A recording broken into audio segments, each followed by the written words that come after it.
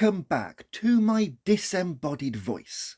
Now, if you're like me, dear viewer, then you have no doubt had times where you've looked back on your life and wished you have acted differently. Situations and things which have happened where you think back and know you should have done things differently affect us all every day in our lives. Now, sadly, none of us can change what has happened and only learn to accept it.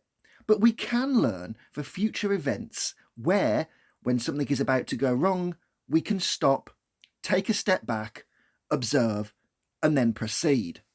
And we can only do this if we use something called the wise mind, which is taught in dialectical behavioural therapy sessions and enables people with things like emotionally unstable personality disorder or borderline personality disorder, depending where you live in the world, to learn and manage hugely vacillating emotions and reduce self-destructive and impulsive behaviours.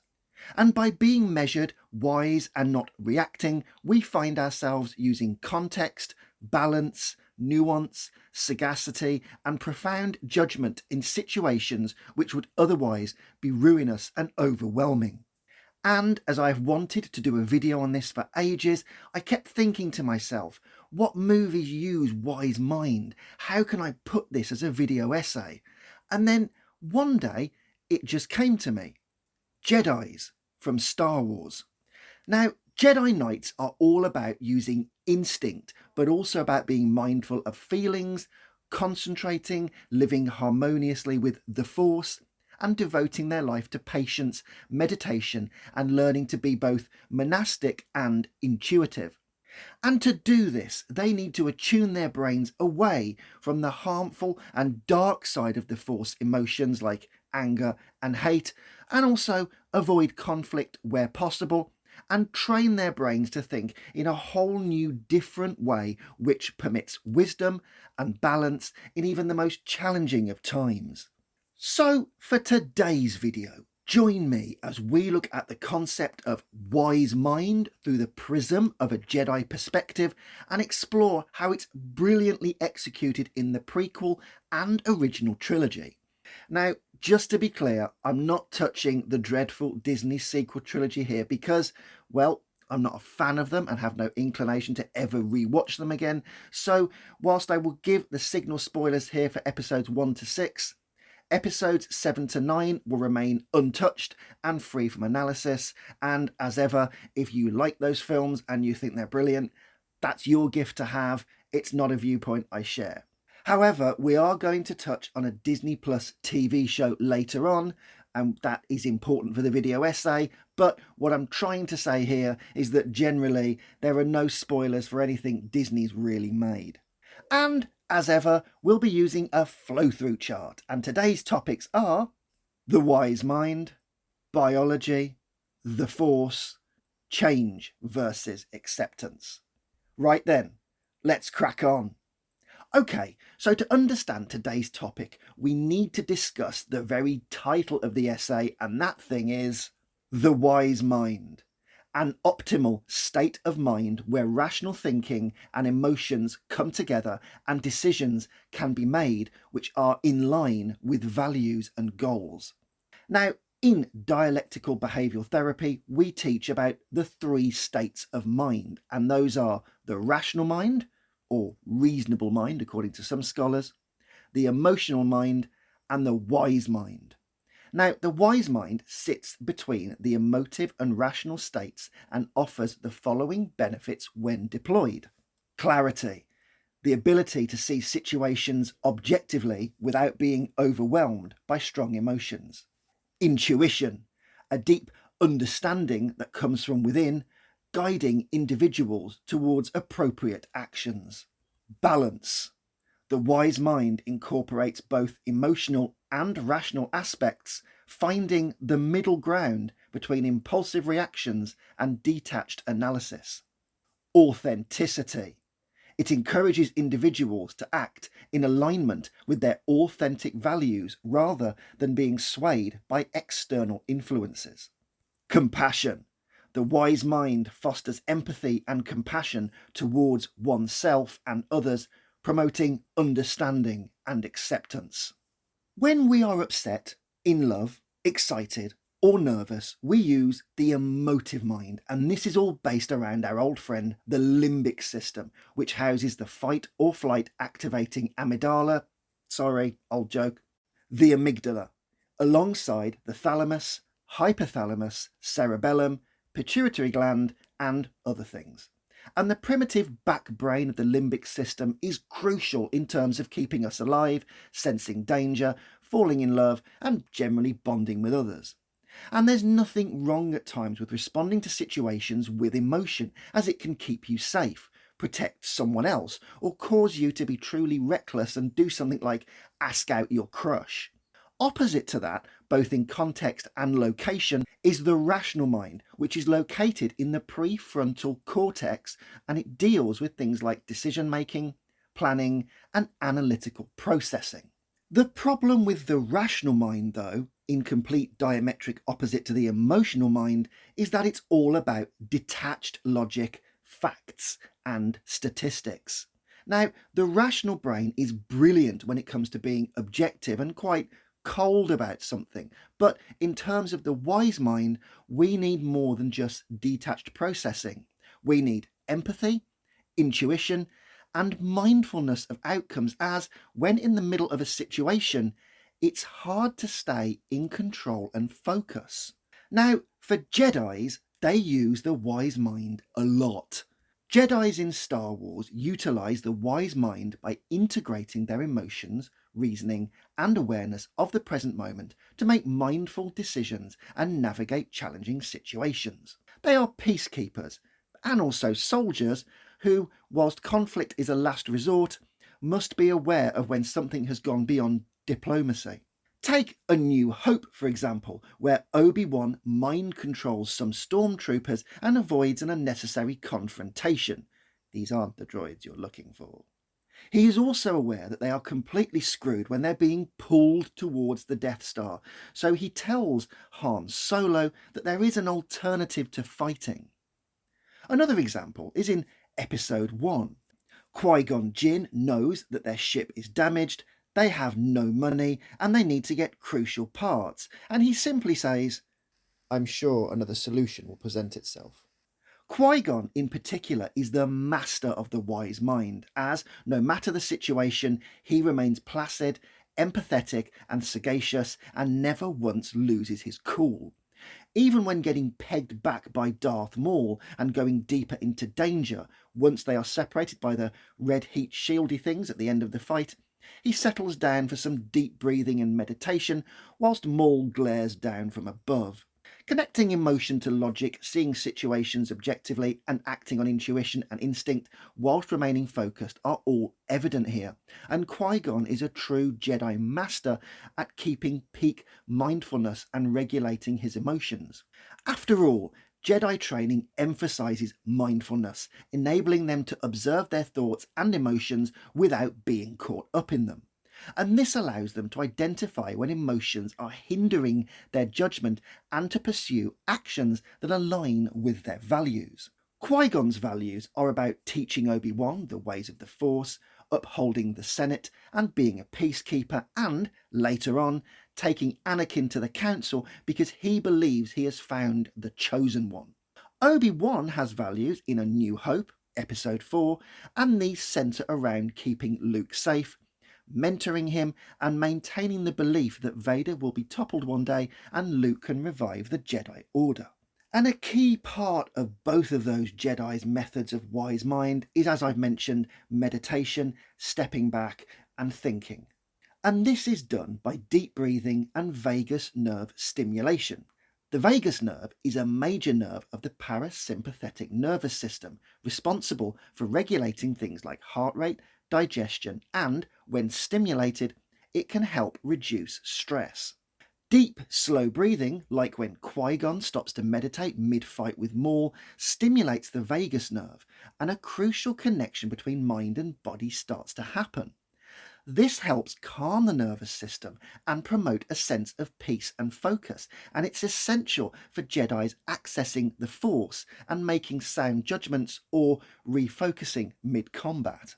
Luke Skywalker learns about the wise mind in The Empire Strikes Back from Yoda, where he is told to be mindful, trust his instinct, breathe deeply, remove his emotive impatience, and also merge rationality against emotivity when trying to raise the X-Wing from the swamp. Yes, it's a big spaceship, but don't let the logical side of its size fight with the emotion of his initial failure, and instead merge these with objectivity, balance, and wisdom so he can truly connect with the Force and learn to control his feelings and become a Jedi and use the Force in amazing ways. It's what was so brilliantly primal and simple about George Lucas's writing when he was making the 6 Star Wars films, as we see in Anakin in episodes 1 to 3, his petulance, hot-headedness and anger, which Obi-Wan frequently challenges him on, gives him lots of negative emotions, which leads him towards the emotional wrath that eventually makes him a Sith Lord. Okay, so we've talked about the wise mind, but how does the brain connect to the wise mind? Well, for this, we need biology. The frontal region of the brain is for rational thought, and the back limbic system is for emotion. So something needs to link these two together. Now, for this one, we're going to need to go back to our old friend, the anterior cingulate cortex. Now, this is the part of the brain which links emotivity limbic thinking to frontal cortex rational thinking, but there's another part of the brain we need here, and especially when dealing with something like the Force, wise mind, and how our senses are interpreted, and that is the orbitofrontal cortex. Located at the front of the brain, the orbitofrontal cortex has the following functions: reward and punishment processing, emotional regulation, decision making, learning and association, social behaviour, cognitive control. Located right at the front of the brain at its base, the orbitofrontal cortex receives information from touch, taste, sight and smell.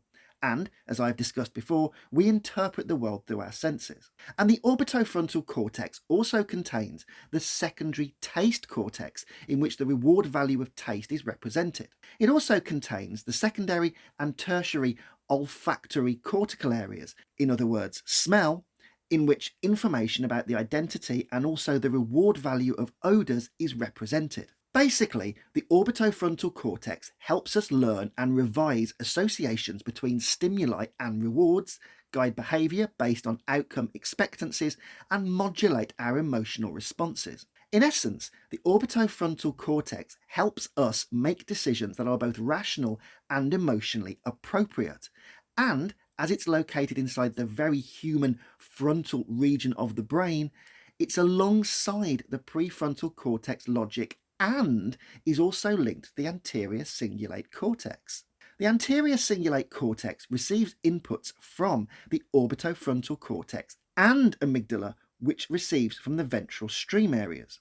There is also evidence relating the anterior cingulate cortex to outcomes that we learn based upon 2 stimuli that we have all experienced in life: reward and punishment. The anterior cingulate cortex is crucial to motivation, decision-making, emotion, and cognitive control. It acts as an integrative hub for cognitive and emotional processing, influencing aspects like attention, reward anticipation, and error detection. Errors in the anterior cingulate cortex lead to depression and anxiety, and as Jedis need to use back brain limbic systems to keep them alive and jump into conflict, it's important that it's also regulated by the orbitofrontal cortex, the prefrontal cortex, and it links perfectly with the emotive limbic system, so the rational mind can freely engage with the emotive mind and we can form the wise mind. Now let's get to the Force, the mystical energy field which binds all living things together and is crucial to a Jedi. It's important to note that although the limbic system, the emotional brain, is powerful because it causes physical change to the body, it remains connected to the frontal cortex of our thinking brain. And this connection is like a staircase connecting the upper and lower regions of the brain. You need this connection between the limbic brain and the thinking brain to survive and make good decisions. And this is the essential path to the light side of the Force. In Star Wars, the light side, or the good side of the Force, is associated with calmness, rationality, and knowledge. However, without the limbic emotional brain, you lose your instincts, and Jedis are always told to trust their instincts, and a life without instinct would make survival hazardous.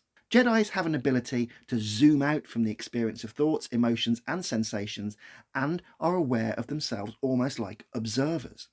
This awareness allows them to detect a disturbance in the Force, if you will. If Jedis allowed the limbic brain to dominate by zooming in and focusing on the content of thoughts and emotions without any awareness, this connection would break. You would then be more prone to react, which may lead you to the dark side, like Anakin when he fights Obi-Wan and Mustafar. So, when Jedis are attuned to the balance of the Force, connecting the mystical field and sensing changes in moods, atmospheres, and harmony, the Jedis feel and use their instincts. And it's this balance between the thinking and emotive feeling which enables them to live in harmony with the Force and have the emotive side of the brain which helps keep them alive, but keeps a connection via the anterior cingulate cortex, which enables objectivity and the wisdom of the mind to have discipline and, as I said, objectivity, and thus interact with the Force. Finally, we come to change versus acceptance. Change is an unavoidable constant, and thus one must be able to utilise the two states for mastery over their emotions. When using the wise mind, we look at change as something that is a constant dynamic, and one must not let the emotive brain respond to this. And these two topics of acceptance and change are split into different domains, and these are acceptance skills, mindfulness, distress tolerance, change skills, emotional regulation, interpersonal conduct. Mindfulness is a fundamental dialectical behavioural therapy skill and crucial to a Jedi as it cultivates acceptance and fosters change by looking at what someone can change, but also that person needing to know when to accept something that they cannot change. By practicing mindfulness, individuals can learn to observe their thoughts and emotions and bodily sensations without any judgment, and promote a self-awareness and acceptance of their current reality. Just how many Star Wars movies were Jedis told to be mindful of their emotions and step back? It was something Obi-Wan tried his best to instill in Anakin Skywalker. Now, sadly, I have to bring up some god-awful Disney content at this point and talk about the Obi-Wan show, as the Obi-Wan character is a good barometer of acceptance and change in the movies, but not in his rather poor TV programme. At the end of Revenge of the Sith, the Jedi are all but wiped out, Darth Sidious has risen to the top, the Empire is in full bloom, and all hope is lost. Except not quite for Obi-Wan.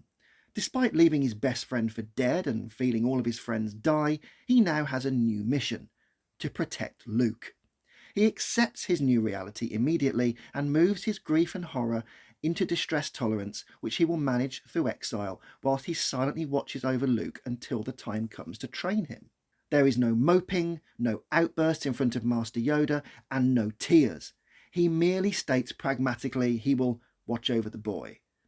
It's a wonderful sign that despite all the horror, the devastation, everything that's gone through, he has to accept this new reality, he can't change it, and the wise mind means something new has begun and he has to move forward. It's what makes the Obi-Wan show so frustrating, seeing him all broken and angry as, when having left him in episode 3, he is so stoic in the face of tragedy. And then we meet him in episode 4, where he is chipper, dedicated, focused and mindful, and he's a general gentle old man.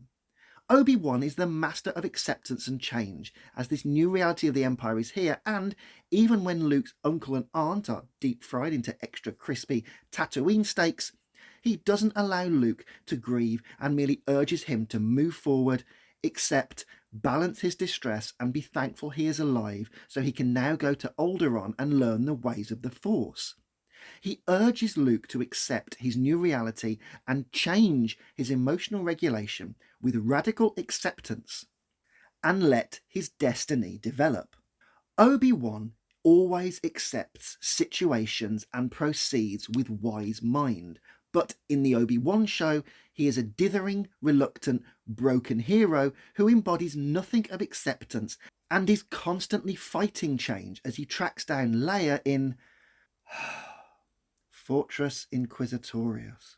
And speaking of change, let's focus on the components of emotional regulation and interpersonal conduct. In episode 4, Obi-Wan keeps cool and neutral whether he is cutting off arms, fooling stormtroopers, deactivating a Death Star tractor beam, or letting Vader kill him so he can become a higher being and mentor Luke as a Force ghost. Yet, in the Obi-Wan show, he is terrified, emotionally fragile, scared of Vader, who he has already beaten on Mustafar, and an all-round caricature of who we meet in episode 4.